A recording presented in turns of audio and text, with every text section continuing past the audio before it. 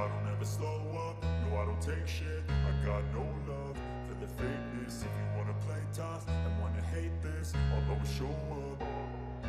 I don't ever slow up, no I don't take shit. I got no love for the fakeness. If you wanna play tough and wanna hate this, I'll always show up and make a statement. I don't ever slow up, no I don't take shit. I got no love for the fakeness. If you wanna play tough and wanna hate this, I'll always show up and make a statement. Everything.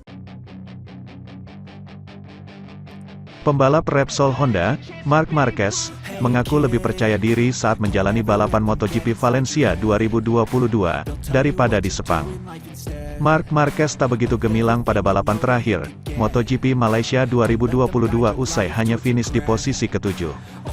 Padahal pada balapan yang digelar di sirkuit Sepang itu, ia memulai balapan dari posisi ketiga.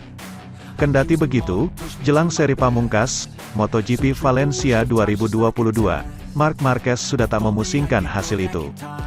Pembalap asal Spanyol itu, bahkan mengaku lebih percaya diri bisa tampil lebih baik di balapan yang akan digelar di sirkuit Ricardo Tormo.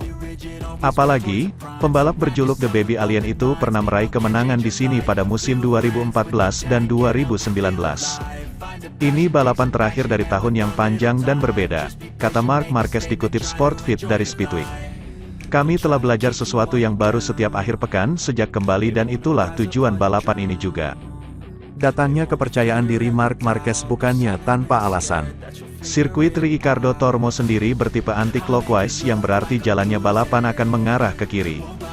Pasalnya, sirkuit sepanjang 4,005 km itu memiliki 9 tikungan ke kiri dan 5 ke kanan. Keahlian Marc Marquez di atas lintasan anti-clockwise telah terbukti saat menjalani balapan MotoGP Australia 2022. Saat itu, pembalap berusia 29 tahun itu mampu finish di posisi kedua pada balapan yang digelar di sirkuit Phillip Island. Kemampuan Marc Marquez tersebut bukannya tanpa alasan. Juara dunia MotoGP 6 kali itu tumbuh dan melatih skill balapnya di sirkuit flat track dengan bertipe anti-clockwise. Alhasil, ia lebih sering menggunakan rem belakang untuk memudahkannya saat melakukan selip. Saya pikir Valencia akan lebih cocok dengan motor kami daripada di Sepang, tutur Marc Marquez lagi. Ini pasti akan menjadi akhir pekan yang menarik bagi para penggemar karena gelar juara masih diperebutkan di Moto2 dan MotoGP, pungkasnya. Serangkaian MotoGP Valencia 2022 akan mulai digelar besok Jumat hingga Minggu 4-6 November.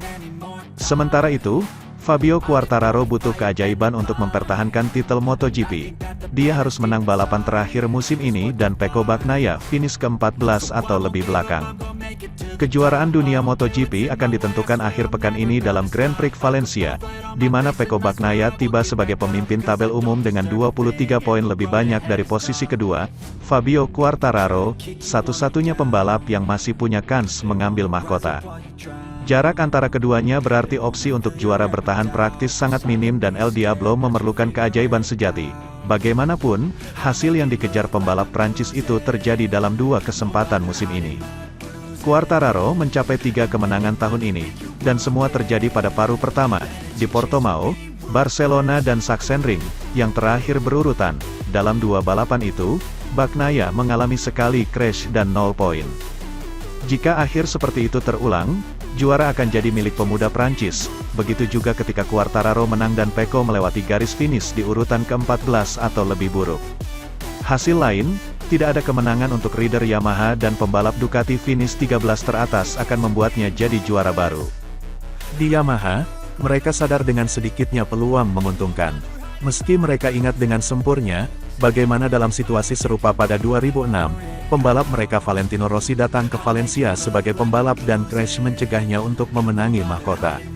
Kami tahu bahwa mengamankan titel akan sulit.